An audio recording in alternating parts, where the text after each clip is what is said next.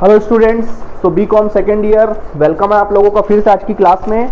तो आज बच्चों हम लोग बात करने वाले थे किसके लिए, इशू ऑफ शेयर कैपिटल के लास्ट टाइम हमने क्वेश्चन करा दिया था और आप लोगों ने होमवर्क भी कर लिया होगा, ये पता है हमको, या फिर उम्मीद है भाई होमवर्क तो आपने कर ही लिया होगा।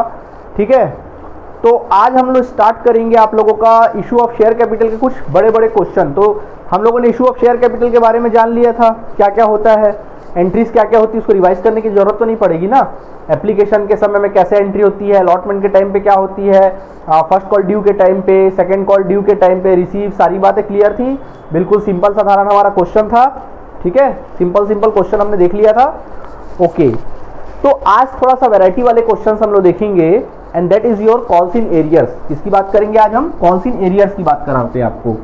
कॉल्स इन एरियर्स, सर ये कॉल्स इन एरियर्स क्या होता है? कॉल्स इन एरियर्स को हम हिंदी में कहते हैं अवशिष्ट याचना। अवशिष्ट याचना ये कहा जाता है कॉल्स इन एरियर्स। सुनो, यानी कि एक प्रकार से इसको बोलेंगे unreceived call. Unreceived call, unreceived call. देखिए क्या होता है, जब हम शेयर को मार्केट में इशू करते हैं तो एप्लीकेशन की फीस तो आते ही आती है। एक बार एप्लीकेशन की फीस रिसीव हो जाती है तो हम शेयर का अलॉटमेंट कर देते हैं और फिर अलॉटमेंट करने के बाद फिर अलॉटमेंट के पैसे मांगते हैं, फर्स्ट कॉल के पैसे मांगते हैं, सेकंड कॉल के पैसे मांगते हैं। अब मान लीजिए हमारे 20,000 शेयर होल्डर है, तो 20,000 शेयर होल्डर है तो 20,000 में जरूरी नहीं है कि 20,000 के 20,000 हमको लाकर पैसा टाइम टू टाइम दे दे। कुछ उसमें से शेयर होल्डर ऐसे होते हैं जो हमको पैसे नहीं देते हैं। कुछ शेयर होल्डर क्या करते हैं, पैसे हम लोगों को नहीं देते हैं, तो उनका पैसा क्या हो गया, अनरिसीव्ड हो गया। हमने कॉल किया बट पैसा उन्होंने दिया ही नहीं। इसको बोलते हैं कॉल्स इन एरियर्स। क्या कहते हैं इसको अपन लोग? Calls in arrears. तो सवाल उठता है, जब कभी भी कॉल्स इन एरियर्स होता है तो इस तरह की क्या जर्नल एंट्री बनती है? तो ऐसे सिचुएशन में क्या जर्नल एंट्री बनती है देखते हैं। तो देखिए, कंपनीज एक्ट 1956 के अकॉर्डिंग बता रहा हूं पहले तो मैं आपको। जो कंपनीज एक्ट 1956 पुराना वाला जो कंपनीज एक्ट 1956 था ना, उसके अकॉर्डिंग क्या जर्नल एंट्री बनती थी? ठीक, क्या जर्नल एंट्री बनती थी? Calls in arrears. अच्छी बात है, बुरी बात है? कॉल्स इन एरियर्स कॉमन सी बात है, बुरी बात है, तो क्या होगा, वो डेबिट होगा। तो एंट्री बनेगा calls in arrears account debit. क्या लिखेंगे? Calls in arrears accounts debit to जो भी मिले, चाहे अलॉटमेंट का पैसा नहीं मिला होगा, शेयर अलॉटमेंट, अगर अलॉटमेंट का पैसा नहीं मिला होगा तो शेयर अलॉटमेंट डाल देना, और किसी कॉल का पैसा नहीं मिला होगा तो क्या लिख देना, शेयर कॉल्स अकाउंट। ये एंट्री होती है। समझ में आया कि नहीं आया? ये एंट्री बनती है कॉल्स इन एरियर्स की 1956 एक्ट के अकॉर्डिंग। ठीक है, लेकिन हम लोग क्या पढ़ रहे हैं? हम लोग पढ़ रहे हैं कंपनीज एक्ट। हम लोग पढ़ रहे हैं कंपनीज एक्ट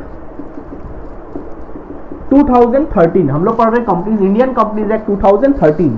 तो सर कंपनीज एक्ट 2013 के अकॉर्डिंग क्या होता है? तो बच्चों कंपनीज एक्ट 2013 के अकॉर्डिंग कॉल्स इन एरियर्स की कोई एंट्री नहीं बनती है। No entry is made for, no entry is made for calls in arrears. Calls in arrears की कोई भी एंट्री नहीं बनेगी। कोई भी एंट्री क्या होगी? नहीं बनेगी। कोई एंट्री नहीं बनेगी, कोई जर्नल एंट्री नहीं बनेगी। एंट्री ना लिखो यार, यहां पे जर्नल एंट्री लिखो। No journal entry made for calls in arrears. No general entry made for calls in arrears. तो कॉल्स इन एरियर्स की किसी प्रकार की जर्नल एंट्री नहीं बनती है। पैसा कम करके लिखते। क्या होता है वो देखेंगे अपन लोग, बताएंगे हम आपको। समझ में आया यहाँ तक बातें आप लोगों को? ठीक है, चलिए। तो ये तो बात हुई किसकी? कॉल्स इन एरियर्स की, लिख लेंगे। अब हम बात करते हैं आपके सामने and that is your calls in advance. क्या बात करेंगे? Calls in advance. Calls in advance की बात कर लेते हैं। Calls in advance. Calls in advance क्या होता है? देखिए, जैसा कि पता आप लोग को, हम लोग एप्लीकेशन का पैसा रिसीव करते हैं, उसके बाद शेयर का अलॉटमेंट कर देते हैं। ठीक है, और समय समय पर कुछ दिनों के बीच में गैप पे अपन क्या करते हैं, शेयर का कॉल करते हैं कि भाई कौन शेयर्स के कॉल करते हैं कि क्या क्या शेयर्स हमारे पास आने चाहिए। शेयर के लिए कॉल करते हैं, अलॉटमेंट के लिए कॉल करेंगे, फिर मनी रिसीव करेंगे। फिर फर्स्ट कॉल का मान लो 2 महीने बाद फर्स्ट कॉल किए हमने, फिर फर्स्ट कॉल का पैसा रिसीव किया, फिर कुछ 1-8 साल रुक के हमने सेकंड कॉल का कॉल किया और पैसे रिसीव किए। ऐसा पैसे रिसीव करते हैं। तो जैसे जैसे कॉल करेंगे वैसे वैसे पैसा रिसीव होगा।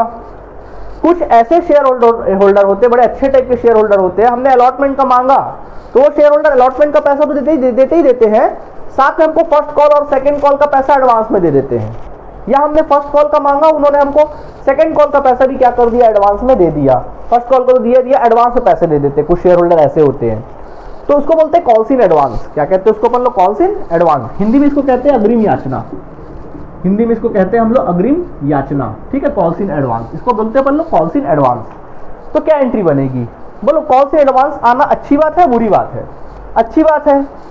तो बैंक अकाउंट डेबिट, एंट्री होगा पैसा आएगा तो क्या लिखेंगे, bank account debit to calls in advance account. क्या लिखेंगे, bank account debit to calls in advance account. समझ में आया, bank account debit to calls in advance account, ये अपन लोग क्या करते हैं यहाँ पे लिख लेते हैं, ठीक है, calls in advance account.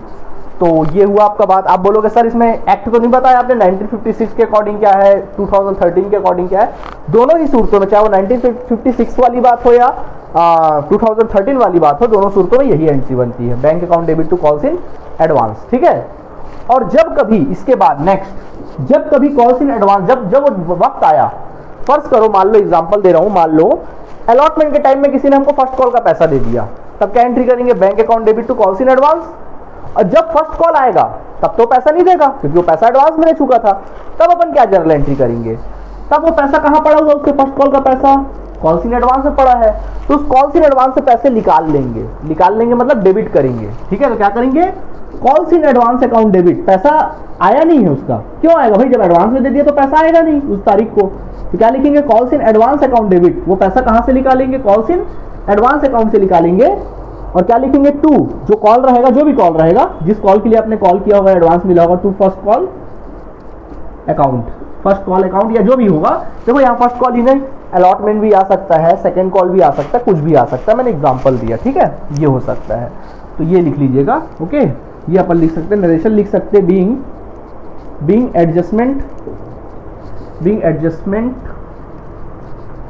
Adjustment of amount of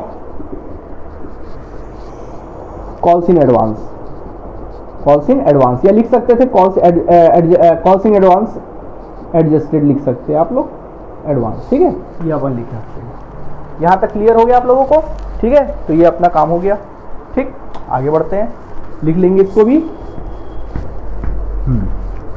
चलो अब हमको प्रैक्टिकल तो बना लेंगे, लेकिन प्रैक्टिकल बनाने से पहले मैं आपको कुछ इंपॉर्टेंट बातें बताना चाहता हूं, और वो है तुम लोगों का टाइप्स ऑफ शेयर्स। क्या है, टाइप्स ऑफ शेयर्स, ये मैंने आपको डिस्कस नहीं किया था, आज मैं डिस्कस कर देता हूं। टाइप्स ऑफ शेयर्स, शेयर्स के बारे में तो पढ़ लिए, कितने टाइप के होते हैं शेयर्स। तो देखो शेयर्स जो होते हैं ना, दो टाइप के होते हैं। कितने टाइप के होते हैं, दो टाइप के। एक होता है equity share capital, equity share capital, जिसको हम लोग हिंदी में कहते हैं समता अंश पूंजी। क्या कहते हैं, समता अंश पूंजी हिंदी में। और एक होता है हमारा preference share capital, preference share capital, preference पहला प्रेफरेंस हो, प्रेफरेंस शेयर कैपिटल, जिसको हम लोग कहते हैं पूर्वाधिकार अंश। क्या कहते हैं, पूर्वाधिकार अंश कहते हैं हिंदी में इसको, ठीक है। ये होता है preference share capital, equity. Sir क्या होता है प्रेफरेंस शेयर कैपिटल और क्या होता है इक्विटी शेयर कैपिटल, सुनना क्या है इसके बारे में थोड़ी कहानी आपको एग्जांपल देके समझाते हैं, सुनिएगा। देखिए जैसा कि मैंने बताया था कि अगर मान लीजिए किसी कंपनी का शेयर कैपिटल 1 लाख रुपए, मान लीजिए सपोज किसी शेयर कंपनी का शेयर कैपिटल कितना है, 1 लाख रुपए है, इस कंपनी का शेयर कैपिटल 1 लाख रुपए मान लीजिए, ठीक है। हमने सोचा क्यों ना 10,000 लोगों से कितना रुपए ले लिया जाए, 10 रुपए ले लिया जाए, कितना रुपए आ जाएगा, 1 लाख रुपए आ जाएगा, ठीक है। ये सोचा हमने, यही तो सोच के हम कर रहे थे शेयर कैपिटल कि भाई 1 लाख इतनी बड़ी रकम है कि हर किसी के लिए जुटा पाना पॉसिबल नहीं है। तो हमने क्या सोचा कि चलो 10,000 लोगों से हम लोग क्या करते हैं, ज्यादा नहीं 10-10 रुपए अपन एज ए कैपिटल ले लेते हैं और अपन बिजनेस करते हैं, बिजनेस करके उनको प्रॉफिट के साथ पैसा क्या कर देंगे, लौटा देंगे, ठीक है। ऐसा हुआ तो हमने तो सोचा, लेकिन यार कोई भी काम सोचते हैं तो उतना आसान नहीं होता, उसके पीछे बहुत सारे प्रॉब्लम्स क्रिएट हो जाते हैं। तो हम ना 10,000 लोगों के पास गए, जब पूरी दुनिया के पास गए, 10,000 लोगों के पास गए और उनके घर का दरवाजा खटखटाया हमने। उसने दरवाजा खोला, हमने बोला भैया देखो आपके लिए ऑप्शन लाए, हमने एक स्कीम लाया है सर आपके लिए, अगर आप हमारी कंपनी के 10 रुपए के एक शेयर खरीदोगे तो आपको इस कंपनी में शेयर होल्डर बन जाओगे और कंपनी जो भी प्रॉफिट कमाएगी वो आपको बढ़ के मिलेगा। मान लीजिए कंपनी ने अगर 3 रुपए प्रॉफिट कमाया तो आपका शेयर का रेट 3 रुपए जोड़ लो आप, 13 रुपए हो जाएगा। 10 रुपए तो है, 10 रुपए आपने लगाया, आपका शेयर का रेट कितना हो जाएगा, 13 रुपए हो जाएगा, आपको हम 30 रुपए प्रॉफिट देंगे। तो वो बंदा चलो बोला ठीक है ओके, ओके ठीक है सर, अगर कंपनी ने, हमने बोला अगर कंपनी ने 7 रुपए कमाया तो आपके शेयर का रेट 17 हो जाएगा। अरे चलो छोड़ो, कंपनी ने 20 रुपए कमाया तो आपके शेयर का रेट 30 रुपए हो जाएगा। ये हमने बोला। वो बोला चलो भाई ठीक है, आप तो खुश बड़ा अच्छा कर रहे हो, एक बात बताओ, अगर कंपनी ने लॉस कमाया, अगर कंपनी को लॉस हो गया तब मेरे शेयर का रेट क्या होगा? तो हमने बोला सर अगर लॉस हो गया ना तो आपका शेयर का रेट फिर कम हो जाएगा। मान लीजिए अभी शेयर का रेट 10 रुपए आपने खरीदा हमसे, अगर मान लीजिए हमारी कंपनी को 2 रुपए का लॉस हो गया तो आपके शेयर का रेट 8 रुपए हो जाएगा। 3 रुपए का लॉस हुआ तो आपके शेयर का रेट 7 रुपए हो जाएगा। या हम बोले, या फिर अगर हो सकता है कि अगर बढ़ के लॉस हुआ, मान लो पूरा 10 रुपए लॉस हुआ तो आपका शेयर का रेट 0 हो जाएगा। ये हमने बोला। तो जब ऐसा सिचुएशन आया तो कुछ लोगों ने हमको क्या बोला मालूम है? चलो लिख लो, दरवाजा बंद कर दिया, भगा दिया हमको। प्रॉफिट था तब तक ठीक था, लेकिन जैसे हमने लॉस की बात की तो सबके सब क्या हो गए, हमको भगा दिया, हमको घर से। ठीक है, तो यानी हुआ ये कि हम जब मार्केट में 10,000 लोगों को कन्वेंस करने गए तो 10,000 लोगों में से बहुत ही मुश्किल मालूम सिर्फ 2,000 शेयर होल्डर ही क्या हुए, बिके। मार्केट में इशू करने गए थे 10,000, लेकिन हुआ कितना शुरुआती दिनों में? 2,000 शेयर ही क्या हुआ। ये प्रॉब्लम आया, 2,000 शेयर ही बिक पाया, बाकी 8,000 नहीं हो पाए। ठीक है, मतलब यहाँ पे हमने जब गए मार्केट में तो हमको 2 प्रकार के लोग दिखाई दिए, एक रिस्की टाइप के लोग दिखाई दिए और एक नॉन रिस्की टाइप के लोग दिखाई दिए। एक ऐसे लोग जो रिस्क लेना पसंद करते हैं और एक ऐसे लोग जो नॉन रिस्की टाइप के, जो रिस्क लेना पसंद नहीं करते हैं, ऐसे लोग अपन को दिखाई दिए। और नॉन रिस्की पर्सन जो थे कुछ ज़्यादा थे, 8,000 तकरीबन नॉन रिस्की थे। हमने बोला चलो भाई ठीक है, हमने सोचा कि ये जो 8,000 छूट रहे हैं, जो नॉन रिस्की टाइप के लोग हैं, जो 8,000 छूट रहे हैं, इनको कैसे कवर किया जाए। देखो, एक जो बिजनेसमैन होता है ना, वो हर प्रकार के भीड़ को कवर करता है। वो कोई 1-2 को कवर नहीं करता कि मैं अमीरों को करूं या गरीबों को करूं। एक जो बिजनेसमैन होता है, देखना, वो हर प्रकार के लिए, हर प्रकार के तबके को कवर करता है, हर प्रकार के लोगों के लिए माल बनाता है और बेचता है।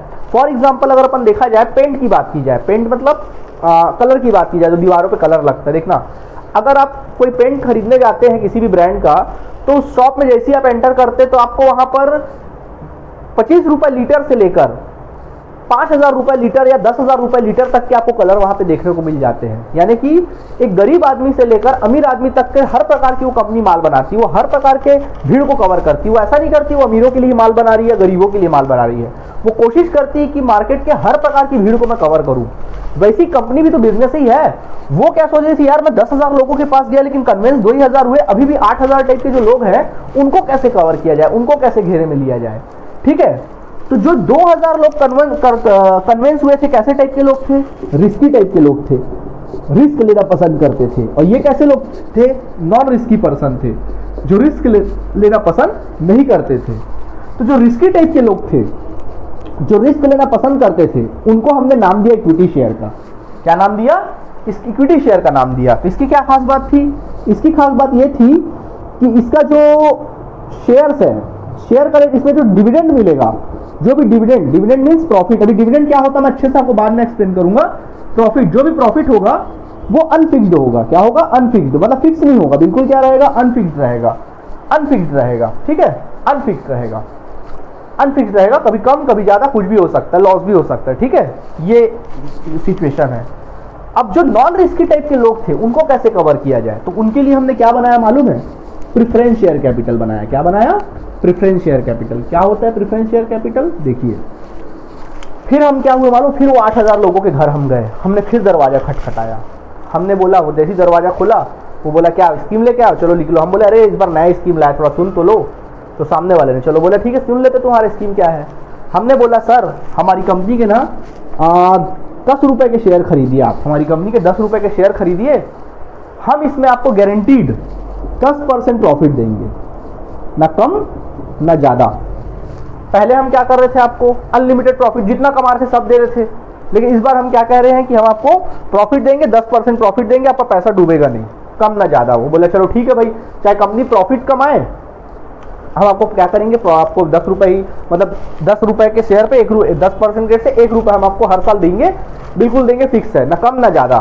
तो बोला अच्छा ठीक है, लॉस कमाओगे तो हम बोले ठीक है, लॉस कमाएंगे तो आपका शेयर का रेट गिरेगा नहीं, आपके शेयर का रेट गिरेगा नहीं, आपके शेयर का रेट गिरेगा नहीं, बल्कि हम आपके शेयर का रेट गिरेगा नहीं, बल्कि हम उस साल आपको, जिस साल हमारा लॉस होगा उस साल तो हम आपको प्रॉफिट नहीं दे पाएंगे, हम उसके अगले साल दोनों साल का प्रॉफिट दे देंगे, मतलब उस साल का ही प्रॉफिट देंगे जिस साल कंपनी ने आपको प्रॉफिट नहीं दिया, लॉस वाले साल का भी प्रॉफिट आपको देंगे और उस साल का भी देंगे जिस साल प्रॉफिट उसने कमाया।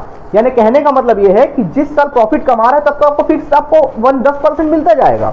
जिस साल कंपनी लॉस में चलेगी और नहीं कमा पाएगी तो उस साल वो प्रॉफिट नहीं दे पाएगी, लेकिन वो जब प्रॉफिट कमाएगी तो जो प्रॉफिट नहीं दे पाई थी वो सारा प्रॉफिट आपको क्या करेगी, अगले साल देगी। मतलब कहने का मतलब ये है, एग्जांपल देके समझाता हूं। मान लो एक कंपनी है 10% प्रॉफिट वो देती है हर साल, तो हर साल 10% देगी।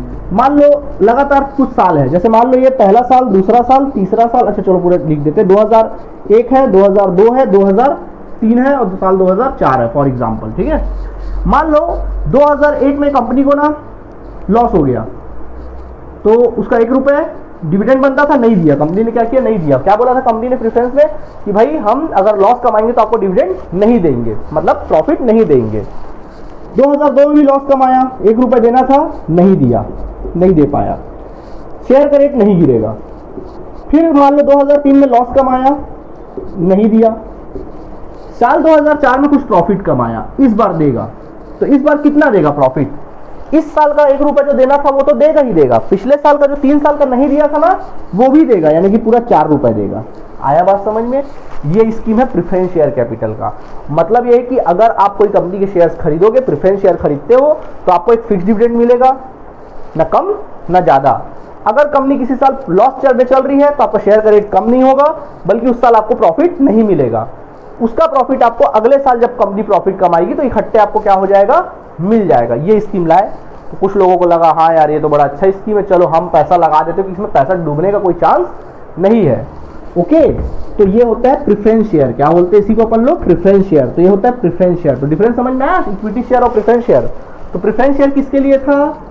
नॉन रिस्की टाइप के पर्सन लोगों के लिए था। किसके लिए था? फॉर नॉन रिस्की पर्सन लोगों के लिए था। ठीक है, इसकी क्या खास बात है?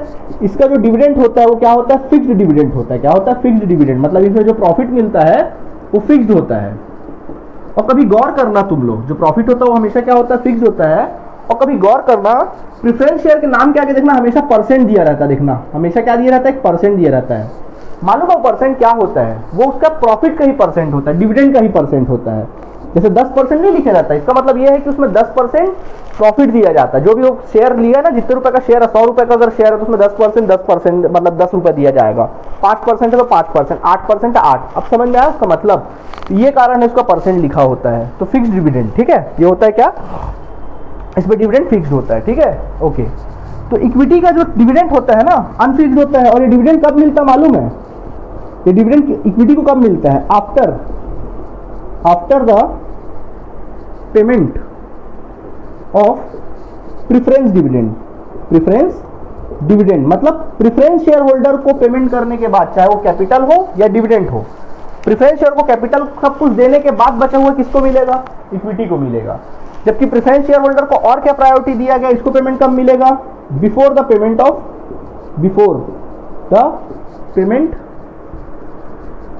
Payment of equity share holder. Equity share holder के कुछ भी, इक्विटी शेयर होल्डर के पेमेंट करने के पहले इनको पैसा मिलेगा। पहले इनको मिलेगा, बाद में इक्विटी को मिलेगा। पहले इनको मिलेगा, फिर बाद में किसको मिलेगा? इक्विटी को। एग्जाम्पल अगर दे के बताऊं तो चलो मैं यहाँ पे एक्सप्लेन करता हूं। जैसे मान लीजिए कंपनी ने प्रॉफिट कमाया, मान लो कंपनी ने कुछ प्रॉफिट कमाया, तो कंपनी पहले क्या करती मालूम तुम लोग को? कंपनी पहले तो उसमें टैक्स देती है।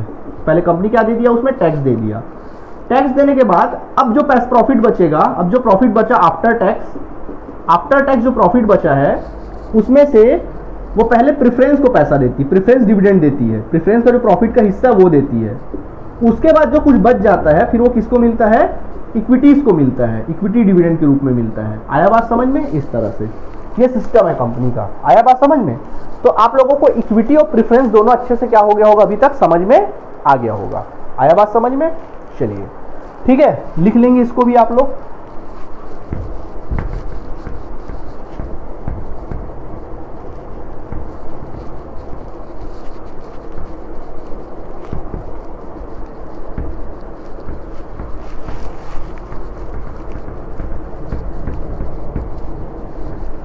ओके, हमने टाइप्स ऑफ शेयर आपको एक्सप्लेन कर दिया।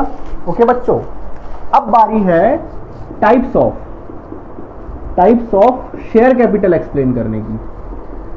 शेयर कैपिटल कितने प्रकार के होते हैं इसके बारे में देखते हैं। सुनो, शेयर कैपिटल के टाइप को ना, मतलब बोलने के रूप में शेयर कैपिटल बहुत अलग अलग प्रकार के होते हैं। शेयर्स अलग होता है, शेयर कैपिटल तो एक साथ होता है। समझा रहे शेयर कैपिटल। देखो, शेयर कैपिटल नंबर 1 ऑथोराइज्ड या फिर इसको बोलते हैं रजिस्टर्ड शेयर कैपिटल। ऑथोराइज्ड या फिर रजिस्टर्ड शेयर कैपिटल क्या होता है सर ये ऑथराइज्ड या रजिस्टर्ड शेयर कैपिटल? चलो हम एक्सप्लेन करते हैं इसके बारे में आपको। ऑथराइज्ड या रजिस्टर्ड शेयर कैपिटल क्या होता है, सुनना। देखो, मान लीजिए कोई कंपनी बनी, मान लो कोई कंपनी बनी, तो जब कोई कंपनी बनती ना, तो उस कंपनी को स्टार्टिंग में, बिल्कुल स्टार्टिंग में अपना शेयर कैपिटल क्या करना होता है, डिसाइड करना पड़ता है। ऐसा नहीं होता कि कंपनी हर साल शेयर कैपिटल इशू कर करके पैसा मांगती है, ऐसा कभी नहीं होता, समझे। ये कंपनी क्या करती है, ये कंपनी ऐसा करती है कि सबसे पहले क्या करती है कंपनी, सबसे पहले इसको अपना शेयर कैपिटल डिसाइड करना पड़ता है। मान लो इस कंपनी ने शेयर कैपिटल डिसाइड किया कि इस कंपनी का शेयर कैपिटल 10 लाख होगा।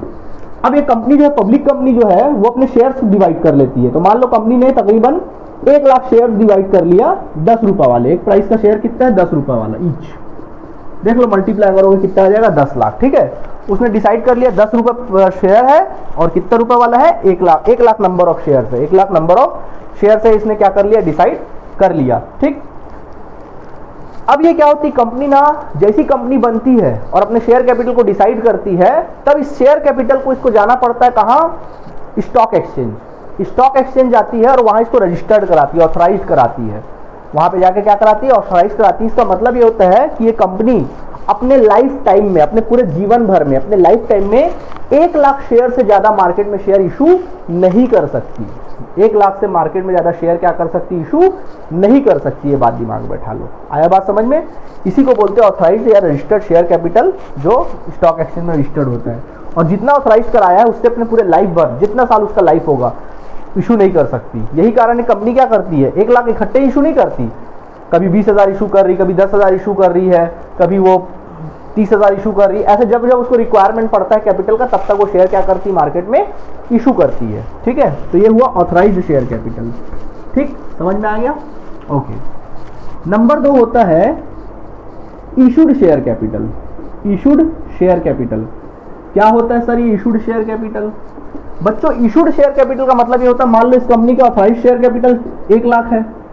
अब इसमें से मान लो पूरा 1 लाख इशू नहीं कर रही, मान लो 20,000 मार्केट में इशू कर रही। जितना वो इशू करती है उसको क्या बोलते हैं, इशूड शेयर कैपिटल। जो मार्केट में उसने इशूड किया उसको क्या बोलते हैं, इशूड शेयर कैपिटल। आया बात समझ में कि नहीं आया? ठीक है, ओके। नंबर 3 होता है सब्सक्राइब्ड शेयर कैपिटल। सब्सक्राइब्ड कई बार आएगा, देखना वर्ड तुम लोग सामने, सब्सक्राइब्ड शेयर कैपिटल। क्या होता है subscribed share capital? Subscribed share capital का मतलब क्या होता है, सुनना। सब्सक्राइब्ड शेयर कैपिटल का मतलब होता है, मान लो आपने इशूड किया 20,000 शेयर, ठीक है, मान लो इशू किया 20,000 शेयर, लेकिन मांगा गया, लोगों ने एप्लीकेशन दिया मान लो 15,000 शेयर्स के लिए। खरीदने कितने आए, सिर्फ 15,000 शेयर। आपने इशू किया 20,000, लेकिन आए कितने लेने के लिए, सब्सक्राइब कितना हुआ, 15,000। इसको बोलते हैं सब्सक्राइब शेयर कैपिटल। ठीक है, या ये भी हो सकता है कि आपने इशूड किया 20,000, लेकिन मांगने आ गए 22,000 शेयर के लिए, एप्लीकेशन आ गया 22,000 शेयर के लिए, भी हो सकता है ना। उसको, इसको भी अपन दोनों को ही सब्सक्राइब शेयर कैपिटल बोलेंगे। समझ में आया? इसको देखो, एक देखो 20,000 इशू किया था, लेकिन मांगने आ गए कितना, 15,000। ज्यादा है, कम आए, कम आए। इसको बोलते हैं अंडर सब्सक्रिप्शन। इसको कहते हैं अंडर सब्सक्रिप्शन। ओके, और इसको कहते हैं, देखो इशू किया था 20,000, लेकिन मांगने कितने आ गए, 22,000, ज्यादा आ गए। ओवर सब्सक्रिप्शन, ज्यादा हो गया, ओवर सब्सक्रिप्शन। क्या हो गया, ओवर सब्सक्रिप्शन।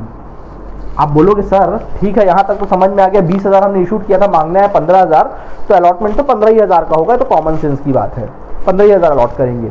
सर लेकिन यहां पर ऐसा होगा क्या कि हमने इशूड किया 20,000, लेकिन मांगने आया कितना, 22,000, तो क्या पूरा 22,000 अलॉट कर देंगे? बिल्कुल नहीं। रूल है कंपनी एक्ट में कि जितना आप इशू करोगे उतना ही आप अलॉटमेंट कर सकते हो, उससे ज्यादा अलॉटमेंट आप कभी भी नहीं कर सकते हो। 2,000 को आपको या तो पैसा रिटर्न करना पड़ेगा या उनका पैसा एडजस्ट करना पड़ेगा, वो आप जानिए। लेकिन आपको रूल है कि भाई ओवर सब्सक्रिप्शन का कभी भी जितना इशूड किया गया है उतना ही अलॉट किया जाता है, उससे ज्यादा अलॉट कभी भी नहीं किया जा सकता है। और अंडर सब्सक्रिप्शन है तो फिर वही यार तो करना ही पड़ेगा, क्या करें अभी। आया बात समझ में? ठीक है, इसको बोलते हैं सब्सक्राइब शेयर कैपिटल। ठीक, आगे देखते हैं। अगला होता है, और एक वर्ड तुम लोग के सामने आएगा, called up share capital. Called up share capital called up share capital का मतलब समझते हो? मान लीजिए एक शेयर का रेट है 10 रुपए, तो याद है आप लोग क्या करते हो, कुछ पैसा एप्लीकेशन में मांग लेते हो। 2 रुपए मान लो एप्लीकेशन पे मांग लिए, 3 रुपए मांग लो अलॉटमेंट में मांग लिए, 4 रुपए मान लो फर्स्ट कॉल पे मांग लिए, 4 3 7 7 2 8 9 9 9, 1 रुपए मान लो सेकंड कॉल पे मांग लिए। ऐसे ही मांगते हैं ना अपन लोग, कॉल करते हैं ना, कॉल। तो जहां तक आप मांगते हो, मान लो आप, क्योंकि कुछ टाइम ड्यूरेशन मतलब एक टाइम गैप में मांगते हो, आप कॉल करते हो, तो मान लो आपने यहां तक मांगा है, एप्लीकेशन मांगा, अलॉटमेंट मांगा, फर्स्ट कॉल मांगा, 9 रुपए तक मांगा है, तो उसको बोलेंगे 9 रुपए को आप बोलेंगे कॉल्ड अप शेयर कैपिटल। 9 रुपए को क्या कहेंगे? Called up. या मान लो पूरा आपने मांग लिया है, तो उसको अपन क्या कहते हैं? Called up share capital. जितना कॉल करोगे उसको कॉल्ड अप शेयर कैपिटल बोलते हैं। आया बात समझ में? ठीक है। उसी तरह होता है पेड अप शेयर कैपिटल। क्या होता है? Paid up share capital. मांगा आपने अलग बात है, सामने वालों को पेड भी तो करना है। तो आपने मांगा, मान लीजिए 4 रुपए तक मांगा, 9 रुपए तक मांगा, और उन्होंने पेड भी किया है, मान लो सपोज उसने पेड भी किया, उसको बोलते हैं पेड अप शेयर कैपिटल। क्या कहेंगे? पेड अप, जहां तक पेड अप हुआ है। या मान लो मांगा हमने पूरा 10 रुपए तक है, लेकिन पेड अप शेयर है 10 रुपए का, लेकिन पेड अप होता है ना, जैसे कि अपन जैसे मान लीजिए हमने इशू किया 10 रुपए का शेयर, ठीक है, हमने एप्लीकेशन मांगा, हमने अलॉटमेंट मांगा, 5 रुपए तक मांगा और 5 रुपए तक उन्होंने पेड कर दिया। 5 रुपए मांगा और 5 रुपए पूरा क्या कर दिया? पेड कर दिया। इसको बोलते हैं पेड अप शेयर कैपिटल। क्या कहते हैं? Paid up share capital. अब ये मत पूछना कि सर जिसने पेड नहीं किया उसको क्या कहते हैं, तो गधो बताया तो फॉल्स इन एरियस कहते हैं, याद रखिएगा, ठीक है। ओके, तो ये हो गया क्या? पेड अप शेयर कैपिटल, ठीक है। Called up, paid up share capital. तो ये कुछ शेयर कैपिटल के एग्जांपल्स हो गए, और कुछ छूटा तो नहीं है मेरे ख्याल से, कुछ छूटा तो नहीं है लग रहा है मुझे। ओके, इतना ही हो गया। अच्छा, नंबर 7 होता है रिजर्व शेयर कैपिटल। क्या कहते हैं? Reserve share capital. क्या होता है सर ये रिजर्व शेयर कैपिटल? सुनो, मान लो कोई कंपनी में 10 रुपए के शेयर हैं, और कंपनी ने मान लो एप्लीकेशन का फीस है 2 रुपए, मान लीजिए अलॉटमेंट का जो फीस है वो 3 रुपए है, फर्स्ट कॉल का फीस जो है, मान लीजिए फर्स्ट कॉल का जो फीस है वो 2 रुपए है, फर्स्ट कॉल का फीस, और सेकंड कॉल का जो फीस है वो सपोज 3 रुपए है, ऐसे करके, ठीक है। तो देखिए मैंने क्या बोला था, कंपनी जो है अपना शेयर लाइफ टाइम में इशू करती है, और लाइफ टाइम वो पैसे क्या होते रहते हैं उसके पास? आते जाते रहते हैं, ठीक है। वो पैसे क्या होते हैं उसके पास? आते जाते रहते हैं, ठीक। तो होता क्या है, देखें, वो पैसे उसके पास क्या होते हैं? आते जाते रहते हैं। तो एप्लीकेशन, अलॉटमेंट, फर्स्ट कॉल और सेकेंड कॉल, ओके। तो कंपनी अलग अलग डेट पे मांगती है। 10 रुपए है, 10 रुपए पूरा लाइफ टाइम का कैपिटल होता है कंपनी का, 10 रुपए का लाइफ टाइम का कैपिटल होता है। तो कंपनी क्या करती है? एप्लीकेशन मांगती है, अलॉटमेंट मांगती है, फर्स्ट कॉल मांगती है। ये पैसा कभी नहीं मांगती है कंपनी, इस पैसे को लाइफ टाइम नहीं मांगती, कभी नहीं मांगती है। ये कब मांगती है? मालूम, जब कंपनी बहुत बुरे दौर पे होती है या कंपनी बंद होने वाली होती है, तब ये पैसा क्या करती? कंपनी मांगती। जब कंपनी बंद होने वाली रहती तब अपने शेयर होल्डर को क्या करती है? पैसे मांगती है, तब ये पैसे मांगती। इसको रिजर्व करके रख रहते, बुरे दौर के लिए रिजर्व करके रखते थे, कभी बुरा दौर आएगा तब हम लोगों से मांगेंगे, या कंपनी जब बंद होगी तब लोगों से मांगेंगे। इसको बोलते हैं रिजर्व शेयर कैपिटल। आया बात समझ में? ऐसा करने के पीछे क्या विचार है पता है? एक रूल है, देखो, जैसा कि पता था, मैंने बताया था कि अगर आप किसी कंपनी के शेयर्स खरीदोगे, जैसे आपने किसी कंपनी के 10 रुपए के शेयर खरीदा, तो 10 रुपए का जैसे ही आप शेयर खरीदा, आपको प्रॉफिट तो मिलता रहेगा बीच बीच में, लेकिन एक बात सुन लो, शेयर का रेट बढ़ता रहेगा, लेकिन शेयर का पैसा कभी वापस नहीं मिलेगा। अगर आप बोलोगे मैं कंपनी से 10 रुपए वापस मांग लूं, तो जीवन में आप पैसा नहीं मांग सकते, आपको जीवन में पैसा नहीं मिलेगा। समझ में आया? अगर आपको उसको पैसे में बदलना उस शेयर को, तो आपको क्या करना पड़ेगा? उस शेयर को किसी और बंदे को बेचना पड़ेगा। ये रूल होता है, उस शेयर को आपको किसी और बंदे को क्या करना पड़ेगा? बेचना पड़ेगा, ये होता है। तो कंपनी अपना शेयर का पैसा कभी भी वापस नहीं करती। मालूम तुम लोगों को कंपनी अपने शेयर का पैसा कब वापस करती है? जब कंपनी बंद होती है। और ये कंपनी बंद कब होती? 100, 150 साल, 200 साल बाद बंद होगी, तब तक तो भाई हम थोड़ी ना रहेंगे, है ना। तो कंपनी शेयर का पैसा कभी नहीं मांगती है, कभी भी शेयर का पैसा कभी भी मांगती नहीं कंपनी। जब कंपनी बंद होती तभी वो शेयर का पैसा लौटाती नहीं है, जब कंपनी बंद होती है तभी शेयर का पैसा क्या करती है? वो लौटाती है। तो इसके पीछे एक मंशा है, इसके पीछे कंपनी की क्या मंशा, चलो बताते हैं। कंपनी क्या करी, मान लो 10 रुपए का शेयर क्या करी, दी। एक रूल है इसके पीछे, एक रूल बता रहा हूं कि कंपनी किसको पैसा लौटाएगी पता है? जब कंपनी जब बंद होगी तो सारा बचा कुचा पैसा किसको लौटाएगी? अपने शेयर होल्डर को लौटाएगी। तो उन्हीं शेयर होल्डर को लौटाएगी जिसने पूरा पैसा मांगा है। जब तक कंपनी ने मांगा है और सारा पैसा कंपनी को शेयर होल्डर ने दिया है, तो उसी को पैसा लौटाएगी। जिसने पैसा नहीं दिया उसको कंपनी पैसा कभी भी लौटाएगी नहीं, ठीक है। मान लो मिस्टर ए है और एक मिस्टर बी है, दोनों ने ही 10 रुपए के शेयर एक कंपनी में खरीदा, ठीक, 10 रुपए के शेयर दोनों ही कंपनी ने क्या किया, खरीदा। अब कंपनी होने वाली है बंद। अब मान लो कंपनी ने 7 रुपए ही मांगा था, इस कंपनी ने कितना मांगा था, इस पे 7 रुपए ही मांगा था, 7 रुपए ही मांगा था, दोनों ने 7 रुपए पेड किया। जब जब मांगा तब तक क्या किया, पेड किया, इसने भी पेड किया, इसने भी पेड किया, दोनों ने पेड कर दिया, ठीक। फिर कंपनी जब बंद होने वाली थी तब कंपनी ने 3 रुपए मांगा, तब कंपनी ने कितना मांगा, 3 रुपए। तो मिस्टर ए ने 3 रुपए दे दिया कंपनी को, लेकिन मिस्टर बी बोला भाई कंपनी तो बंद हो रही तो मैं तो नहीं देने वाला, कंपनी को क्या किया, मांगने पर नहीं दिया। तो जब बचा कुचा पैसा जो भी मिलेगा किसको मिलेगा, शेयर होल्डर को मिलेगा। जब रुपए लौटाने की बात आएगी कंपनी की, तो कंपनी ने किससे मांगा था, सभी मांगा था, और दिया किसने पैसा, मिस्टर ए ने। जब जब कंपनी ने मांगा तब तक मिस्टर ए ने पैसा क्या किया, दिया कंपनी को पैसा। तो मिस्टर ए को जो भी रिटर्न करने की बारी आएगी तो 100% रिटर्न होगा मिस्टर ए को, समझे। जबकि मिस्टर बी को फूटी कौड़ी भी नहीं मिलने वाली, 0 पैसा मिलेगा, क्योंकि उसने जब कंपनी ने मांगा तो पैसा नहीं दिया। कॉल्स इन एरियर्स, मतलब जो बंदा कॉल्स इन एरियर्स कर देता है अपने पैसे को, उसको कभी भी पैसा वापस रिफंड नहीं मिलता, कभी भी पैसा कंपनी, जब कंपनी बंद होगी जो भी कुछ मिलेगा कंपनी की तरफ से कभी उसको रिफंड नहीं मिलता। अब समझ में आ गया कंपनी की मंशा।